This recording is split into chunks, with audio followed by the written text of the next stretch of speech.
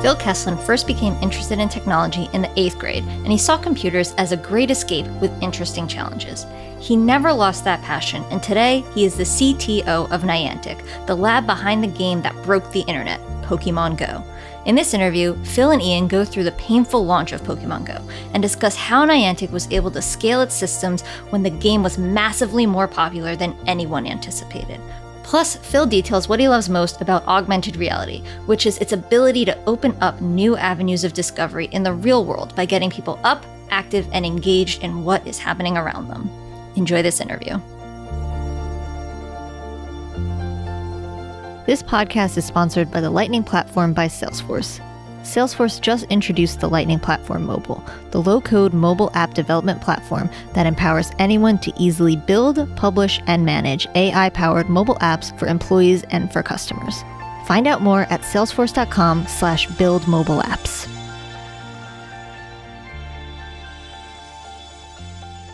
Welcome to another episode of IT Visionaries. I'm Ian Faison, Chief Content Officer here at Mission.org, and we are in a secret but not so secret location here in Sunnyvale, California. Phil, how's it going? It's going pretty good. I don't know how secret it'll be when the train goes by. Yeah, exactly right. So we are going to get into all things gaming today, a little bit about your background and how you became CTO, and some of the things that you're working on. But first, how'd you get into technology? Probably 8th grade. Some friends of mine, their dad bought a Commodore PET. I just remember that little rectangular keyboard. And just playing around with that, I wrote my first assembly language program, translated his Star Wars game into something that would run on the Commodore. That was kind of my first effort. My dad went out and bought a Commodore 64 and a VIC-20 and a Commodore 128, like the total Commodore house. Had a Fairchild gaming machine. I just thought it was fun to play with. It was great escape, being a shy kid who didn't really spend much time with other people. Interesting challenges.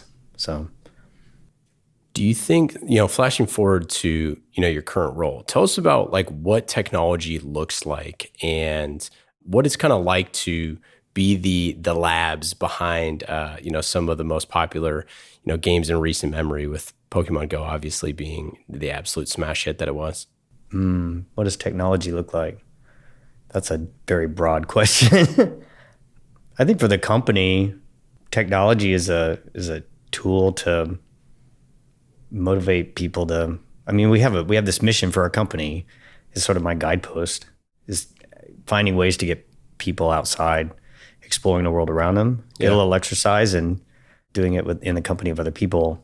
And for me, finding ways to get technology to create that motivation is really the key for what I want to do, and hopefully what the people in this company want to do as well. Now, what was the second part of your question? Yeah, I mean, just what does your team look like? What does the roles and responsibilities as CTO look like? Are you working in-house? Are you working on product? Are you working on a bit of both? A little bit of everything. My role in the company is to run the engineering organization for most of the company. We do have a studio in Los Angeles with Seismic Games we acquired last year, but all the rest of the engineering organization reports into me. That covers everything from corporate security, production security, game development, infrastructure for games, the whole AR platform, and the real world platform. For me, that's pretty much everything. So there's some really cool uses of AR and VR out there. And I would say, I guess I could pop this over to you. I'd say one of the most, if not the most successful pieces of technology leveraging this of all time at this point was Pokemon Go, the most mass adopted use of this technology. How do you see like the current state of AR and VR and kind of how you all are helping to really like shepherd this this extremely huge, kind of seismic shift in how we can leverage technology, especially to be outdoors, which is something a lot of people have not tried to do in the past, and that's really exciting. Right. So I'm not a big fan of VR. It's just my nature. I just don't like it that much. I was around. I was working at Silicon Graphics when the first VR wave happened, and watched it fizzle out. Yeah. It just wasn't compelling enough.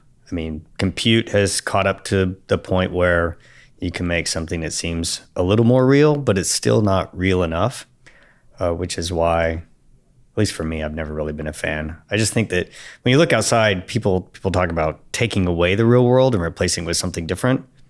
I think the real world is a pretty magical place, so I'd rather let that come through. So AR has always been kind of the area that made the most sense. For us, I think the AR piece is less about, pasting advertising all over the place. It's more about creating a delightful experience that, again, motivates people to get outside and really explore the world around them. Well, I know that getting people off the couch is a hard thing to do. Yeah. One of the most surprising things, and the thing that actually really touched me the most, was after we launched Pokemon Go, seeing people walk around my neighborhood, whole families, instead of camping out in front of the television or the kids going off and doing something different. They actually got together, walked around for an hour and a half, every single night for months. And that was awesome. Seeing kids in the playground again, that was something I hadn't seen in a long time. And that was great. I guess we did a pretty good job at motivating people to get outside. The state of AR, I think it's got a long way to go to really create that unobtrusive type of experience that I think people really want. But I think it's coming, and I just want to make sure that this company's ready for that particular type of experience when it does arrive. You spent some time at some really cool kind of classic Silicon Valley companies. You mentioned, SGI. You spent time at NVIDIA, at Google. This current kind of iteration as CTO, do you feel like, having this team that is working on this problem that, there's a lot of people, I think, working on AR, but that you've already have this first hit that you've seen, you have tons of data on this, you have tons of like user behavior, or I mean, I guess you could say maybe not as much as other folks do, but what is the challenge here versus like how excited are you to push the limits of what's possible with all of this technology? The hardest one for us is really creating an engaging experience for people. Yeah. And we have the technological challenges with getting AR out the door, building on our AR cloud roadmap. Those are technological challenges. But in the end, if you don't create a compelling experience that gets people outside, then it really doesn't matter. You spend all this energy and effort trying to create something that's really special. And if people don't think it's that special, then everything you did is kind of moot. I mean, I think, one of the things that was so interesting to me about Pokemon Go was this idea that you're taking something that a generation of people already loved. It had a show, it had obviously the cards, it had this kind of culture around it, but it also, like, those people wanted it to reach their children. They wanted it to reach the next generation.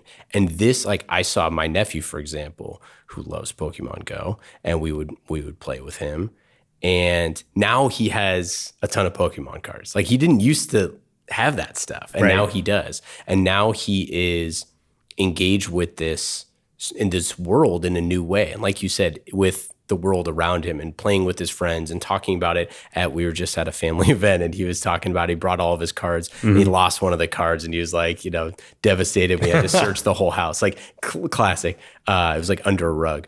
But I think like that's what you all have done with Pokemon Go, I think is so innovative in many ways, but it's the way that like technology actually can bring stories and worlds to everyone.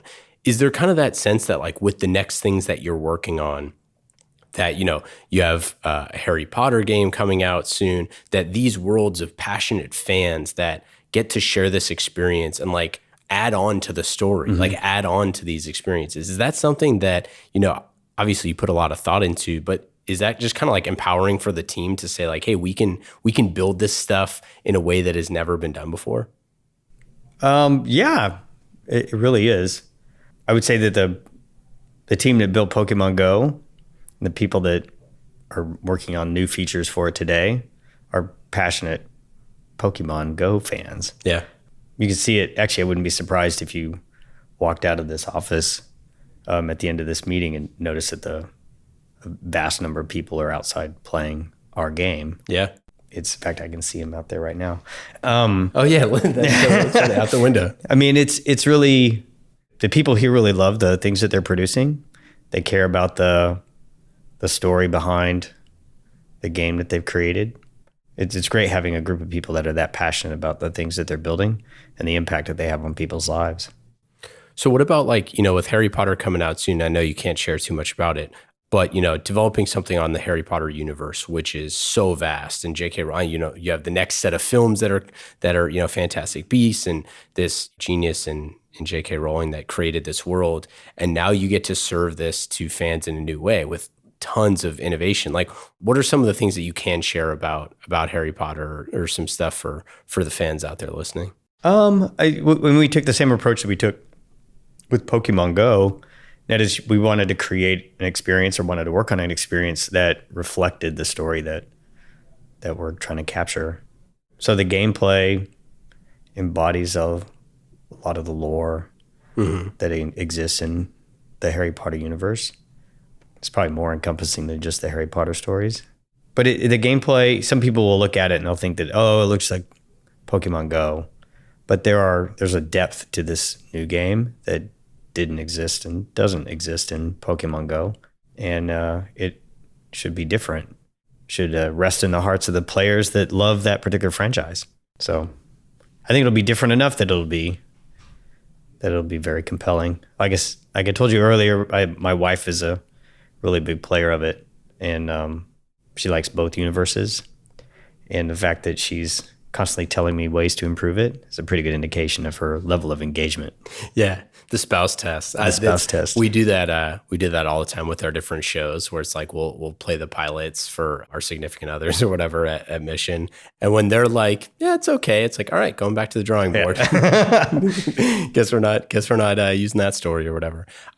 What are some of those launch challenges? I think a lot of technologists that listen to the show talk about product launches, or they talk about internal implementations or things like that. What are some of the things that you saw that you kind of didn't expect that you were going to run into with some of these things, which are a bug that reaches millions of people that want something in real time, where you're going to hear about it right away? Well, the launch of Pokemon Go is probably people have probably heard this story many times before, but the backstory behind that was we'd been working on Pokemon Go for probably about a year before we spun out of Google.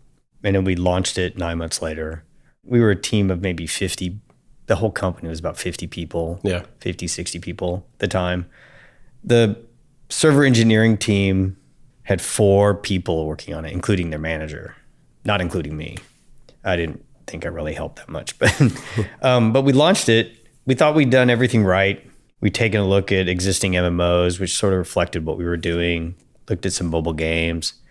And we took their launch number after 30 or 60 days, which was pretty high, multiplied that number by 5 and thought we got to something pretty good. And then I remember we launched initially in New Zealand and Australia, which statistically should have represented about 4% of our total player population. And we were already 2.5 times above our expected number just with that small population. And having conversations about how this was going to go.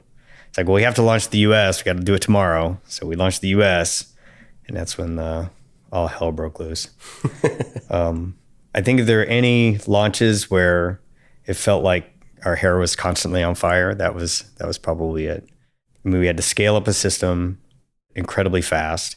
We had to get support from Google to give us additional service infrastructure so that we could actually deploy this thing.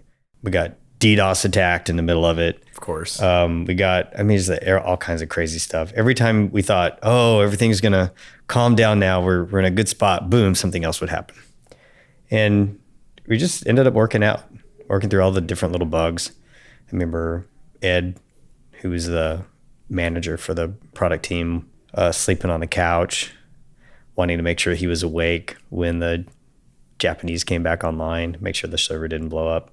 But it took us about a month before things. I mean, we finally got everything stabilized before the Japan launch, which was 2 weeks later. And then everything really calmed down after 6 weeks. So much so that we told the entire team to take a vacation. Oh, that's awesome. And then the Ingress team actually stepped in and helped run the show while they were out. And they definitely needed it. That was very, very challenging. It's like whenever you take something, they always tell you every time you scale something up by 10x, you encounter a completely different set of problems. Yeah. Yeah, well, we did that twice. So it's kind of a testament to the way we built the system. We focused on keeping our costs down, keeping our performance up, and just squeezing every little bit of performance out of this system as we possibly could.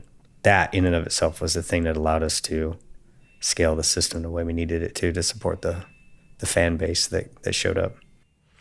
So what was the reason why you said, well, we got to go to the US tomorrow? Was it just that it was already growing so fast, or what was it? No, we already planned. We already told people we were going to launch it on the 6th of July.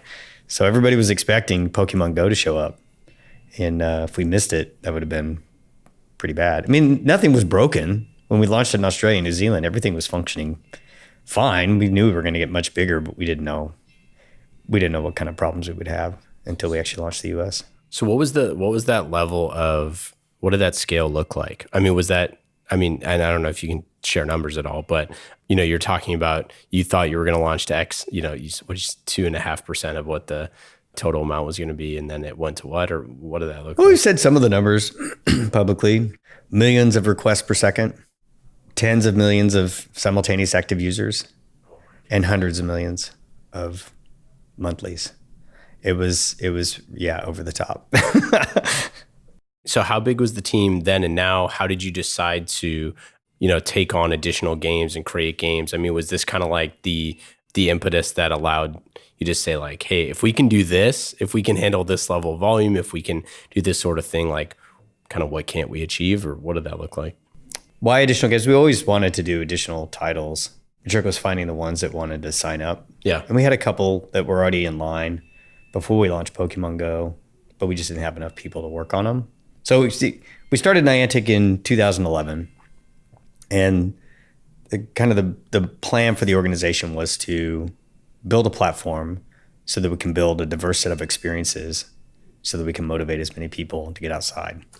And with that, we said, well, what do these things look like? What do these experiences need to look like? So we did 2 explorations. We built Field Trip, which was a information discovery app. Yeah. It's the first real use of AR in Google Glass that I thought was really a killer application.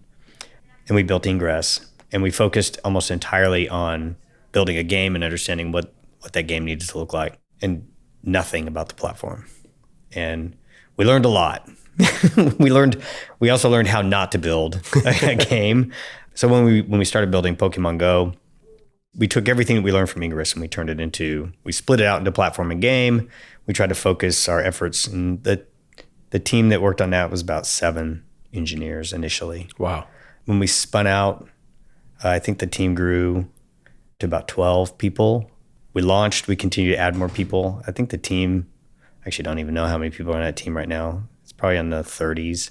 But like I said, our initial goal was to build this platform so we could build lots of different games on top of it. Yeah. The success of Pokemon Go meant a lot more people showed up saying, we have an idea. Why don't you build a game on top of on your platform?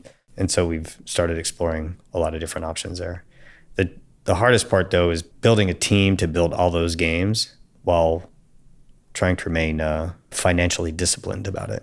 Yeah, absolutely. I mean, that's where it's like feature creep or just like shiny new object stuff. And you're like, we can do anything. Yeah. So let's deploy capital in all these different places and like go build. Do you ever feel like with enough money and resources that you kind of would get into that mode where you're like just kind of throwing money wildly at different sort of things and just kind of seeing what works? No, absolutely not. I mean, we definitely have a certain, John and I have John's been through a couple more startups than I have. He and I started Keyhole back in 2000, and we had some pretty rough waters. Yeah. I remember going into people's offices and telling me, don't have any money, I can't pay you this month. Missing a mortgage payment, that's not fun, right? what we're doing at this company, we really want to build out this whole AR infrastructure. That's incredibly risky. I'd rather have a nice pile of cash just in case, and ensure that the company operates in a fiscally conservative way as long as we can, just in case we do have to make some significant changes. We do have the resources at our disposal so that we can make those changes that we need to make. I think we're not going to be as aggressive as most people. Yeah, we could throw a lot of money at a lot of different problems, but I'd rather take it a little slower.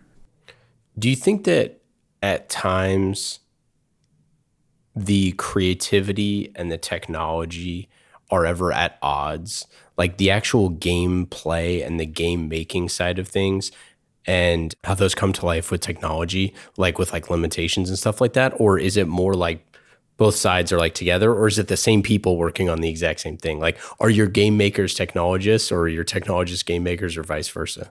No, they're kind of separate, but I think there's a healthy tension between the two. Mm-hmm. It's interesting that the AR feature in Pokemon Go actually grew out of a change that was made in the infrastructure that John, the CEO, thought that our compass was screwed up. It didn't point in the right direction most of the time, or where you were currently located was kind of messed up. So one of the engineers rewrote the pointing logic, and when he did that, it enabled us to use the camera, which we hadn't done before. We thought it was never going to work because the phones didn't actually do it properly. And one day, one of our tech artists came in and turned the camera on and implemented a little battle scene. And it was remarkable. When we saw it, it was like, okay, we got to put this in. So I think it's like a healthy, the art team wants to take it in a direction, the product team wants to take it in a direction, technology doesn't currently support it. We end up pushing the technology in order to support that. And then it enables a brand new class of features. So for us, it's more about communicating across the different parts of the organization, so that design wants to push technology wants to deliver on new features that the games actually need. And some of the challenges we face are actually can feel overwhelming at times. Yeah. And we did the Neon demo. I don't know if you've seen that. No, I haven't. It's a shared multiplayer game that we built for a demo day last year. There's a whole lot of technology that sits underneath the hood in that thing. It just makes it look effortless. And in the course of about 2 to 3 weeks, the design team was able to take that core technology and turn it into a demo that's actually really, it's fun to watch and fun to play. Yeah, that's super exciting. I mean, the idea that you could take this piece of technology, what could you build into a game for that? Like, what type of things could you add to this? For us, though, we try to think about ways, like I said, almost sound like I harp on this a lot, but our mission is our driver, right? Mm-hmm. So what can you do to motivate people? What are the things that really make people excited to do these things? And social gameplay is fun. Yeah. And if you can create an experience where the experience is shared with multiple people, it's even more fun. So Neon is like AR dodgeball. You're running around picking up little, essentially orbs of energy off the floor, and you're shooting them at other people. Oh, that's so cool. And that's really the gameplay. And everybody's seeing the same scene. They're moving around the space, running around the space, trying to lob these balls at each other. And it's a lot of fun. You know, one of the things that we talk about a lot at Mission is this idea of like, you know, the audio component to, you know, like that audio content is augmented reality, right? Because it is augmenting what you're seeing in a way that, you know, video doesn't do that. What does that sort of stuff look like? Like how do you, and I don't know how much you all are thinking about this, but like, how does audio play into the storytelling and the teaching and the depth that some of this stuff can get to, where someone is out in the real world with their friends doing these things, seeing these things, and then hearing something else? Like, how does that evolve over time? We started thinking about audio back in the Ingress days, just walking through the city, thinking about interesting ways that you could make this game more exciting. And the backstory for Ingress is it's secret agents and aliens, and people trying to work against a common enemy. And we were walking through the streets thinking, oh, if we could do like text to speech, your phone rings and you pick up the phone, there's a person on the other side who's telling you to do something. And what can we do with the phone? Don't look around. And I told you not to do that because you're sensing the phone moving around. Just recently we did a little technology demonstration in Tokyo. And one of the individuals in Japan had this little megaphone system built. And the phone would slide into a little slot, put the little headphones on, and you could point it. And based upon the location that the phone was pointing, you get sounds of Pokemon in the rustling in the bushes. That's cool. And the closer you got, the sound got louder until the Pokemon actually popped out. And then you get the sound of the Pokemon. And the videos that I've seen of children playing it were just watching their eyes light up when they saw it. It was just great. You'd see the Pokemon in the screen on the phone, but the magic was in the, I don't hear it over here. It's like, I hear it over here. Let me go this way. And you watch these kids walking around with these little megaphones. It was great. I love the idea. It almost feels to me like a magnifying glass, right? Yeah. It's like you're on the hunt. What was that? There's some children's book where, I think it's a little girl and she's walking around with a magnifying glass. But that idea of like, that there are things hidden all around you. I think that's one of the things that's just so revolutionary about this game. And all of the things that you're building is that there's secrets everywhere and that you get to go find them and that you have your abilities and your curiosity is what brings that stuff to you. And it's so exciting. And like you said, that it helps you explore areas that aren't places you necessarily would go, places in a city or places, off the beaten path. Do you think that as this develops, as this kind of world develops or this world building develops, are there ways to add the educational elements into this? Like, we talk a lot about accelerated learning at Mission, but this idea that if this gamification is so much more memorable and couldn't we use this stuff for educational purposes in some form or fashion? I don't know if you're working on that, but. Well, one of the things we do in the games today is there are no virtual locations. They're all tied to something real, something memorable.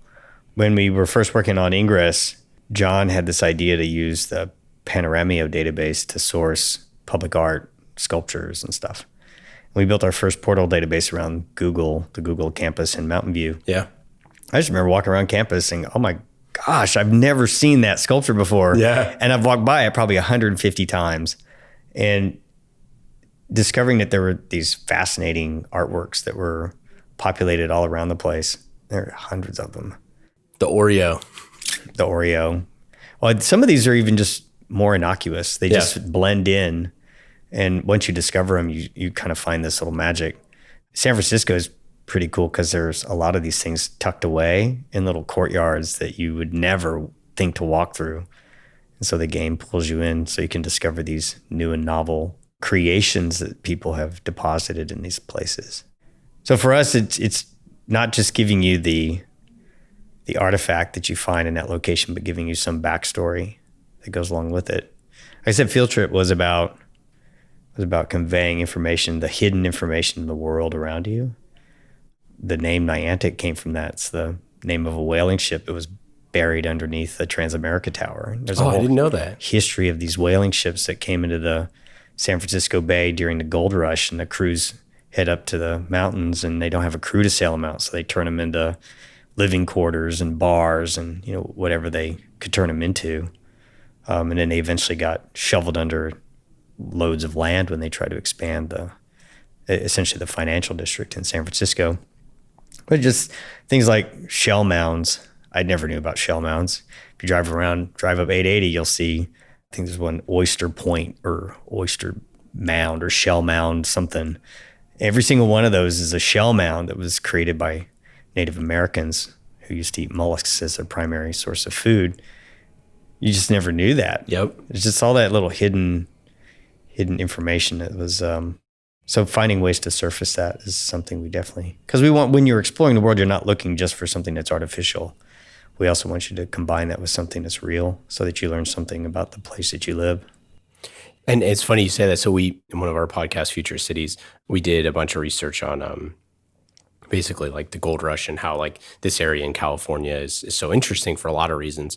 But people forget that like, yeah, that basically, there were ships that were, it said that there were ships that were covering the whole bay that you could walk from San Francisco to Oakland, like across all of these different. I never knew that. Yeah. So. Yeah. I mean, that's, it's kind of like one of those things, but yeah, there are so many ships, they turned them into boats and all these these boats into bars and restaurants, all these sort of things. And then they used all the wood from all these ships to build San Francisco. Yep. And then San Francisco burned half of the ground. Yeah. And then they cut down all the redwoods and then built San Francisco again. But this idea that like that type of experience, that like that human condition that we go through, that doesn't mean that that's the end of the story. It's like you can replant the redwoods. You can do so, you can have an impact beyond those sort of things. And I just think that, one of the cool things, especially if you go to like Muir Woods or these sort of places, and they have these little plaques everywhere, like the best places that you went, there's these little plaques all over that help tell the story of where you are. Well, now with AR, you can have crowdsourced information. You can have all these things. You could have curated walks and talks and different sort of things around these, and you find different things. Like, I just think that that's so fun and inviting, and for children to be able to learn in those ways, that a field trip could be something that is just so different and unique now. And it's cool to, think about that. And ultimately that technologists are the ones making it. I think that's another thing. You have a bunch of work that you do with developers, you put on a developer contest. How do you feel, like, how do you approach your engineers and engineers like outside of the organization to like empower them to create great things? We haven't really done it much outside the company. We have a couple of third parties that are actually doing development. I think I should take this back to, what our real world platform really is. Most people see it and they see this, we have this diagram that we've drawn and shown in different conferences.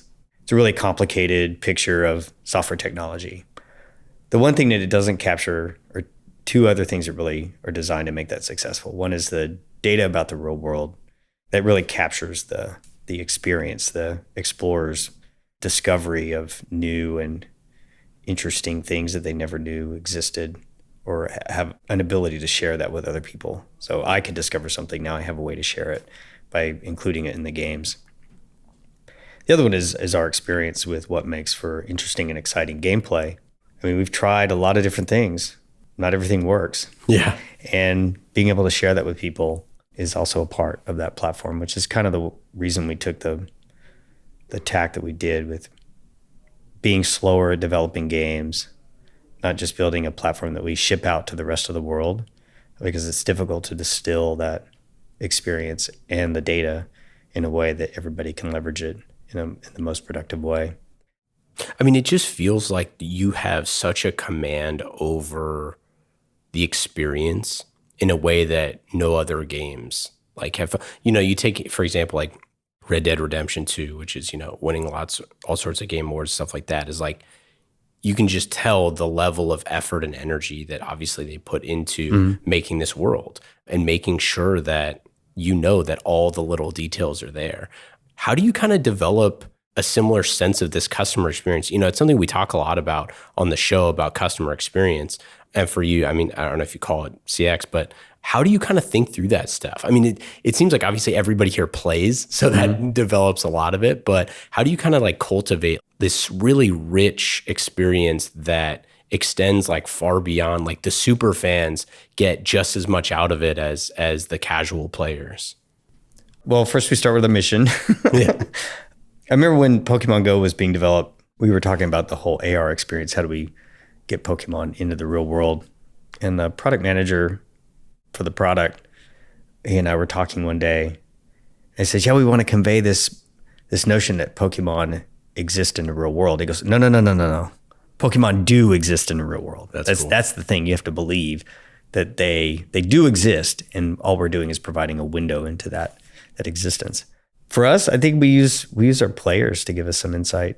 I mean, the people that work at this company that play the game, they give us insight. People who play the game that don't work for this company give us insight. They're the ones who are sharing these spots in the world. I mean, all of our entire database of portals / Pokestops all came from users They submit the photos, they give us the descriptions, they're reviewed by other players. I mean, all of that is players contributing to the game that they want to play.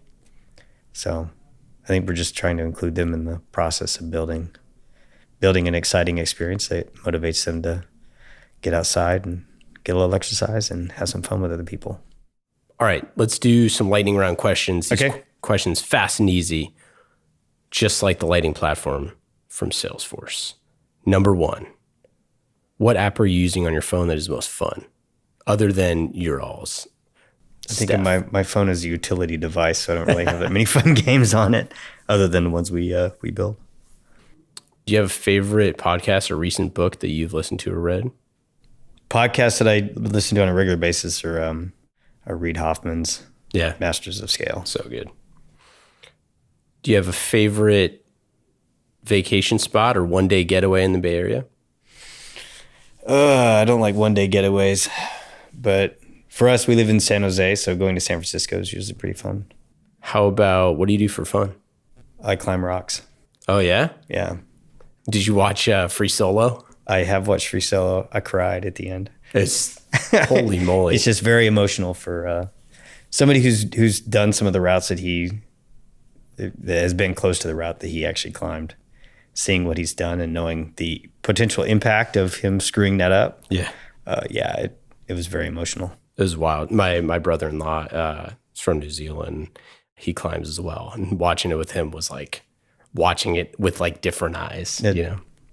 Tommy Caldwell said it in the show that people who don't climb watch this and they think, oh, wow. People who do climb and watch this like, holy crap. Totally. Yeah. Thing you're most excited about with AR going forward? The opportunity to create truly delightful and magical experiences that fit with the world around them. You know, being able to walk into a park and have a Pikachu peek out from behind a tree, and then hide back behind the tree, and then run around the park bench in a way that seems very, very realistic. That gets me excited. Last question. What is your best advice for a first-time CTO? Oh, don't launch Pokemon Go. Best advice, build a great team. And my first time CTO job was at Keyhole. And we had, there's some rough patches in there, aside from running out of money a couple times. But the team that we built, about 4 or 5 of us, was pretty spectacular. We built an amazing product in about a year that lives on in Google Earth. So that's pretty wild, man. Well, Phil, this has been awesome. We will be on the lookout for Harry Potter here very soon. Super excited for that. Any other final thoughts or stuff to plug? Well, yeah, keep your eyes out for Harry Potter and just go outside. Have some fun out there. Not sitting on your couch. Feels a whole lot better. I love it. Thanks so much. Yeah, thank you.